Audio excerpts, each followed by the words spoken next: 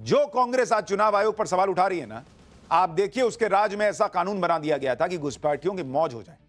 दरअसल देश में पहले से ही फॉरेनर्स एक्ट 1964 था, जिसमें अवैध रूप से रह रहे व्यक्ति को खुद यह साबित करना होता था कि वो भारत का ही नागरिक है।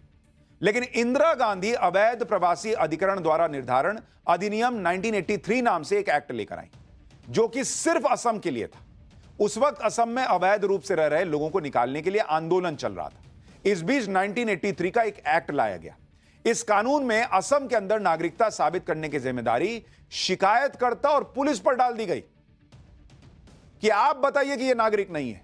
यह प्रावधान भी कर दिया गया कि शिकायतकर्ता भी वही होगा जो आरोपी के 3 किलोमीटर के दायरे में रहता हो।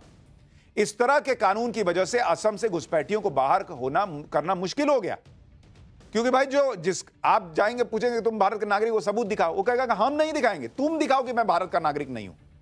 सुप्रीम कोर्ट ने साल 2005 में 1983 के इस कानून को रद्द कर दिया। सुप्रीम कोर्ट ने भी माना था कि यह कानून अवैध प्रवासियों की पहचान और उन्हें देश से बाहर करने में सबसे बड़ी बाधा थी।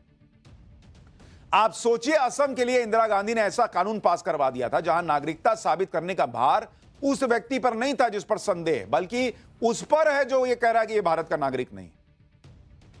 जबकि जो भारत का नागरिक है उसके लिए कितना आसान है भाई, कोई ना कोई डॉक्यूमेंट निकाल के दिखा दे, लो देखो मैं भारत का नागरिक हूं।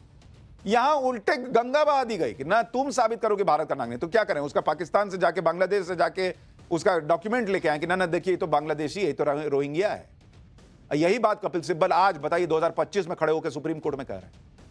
इस तरह के कानून के बाद तो कोई भी घुसपैठिया आपके देश में शरण ले लेगा, फिर आप साबित करते रहिए कि वो नागरिक नहीं है।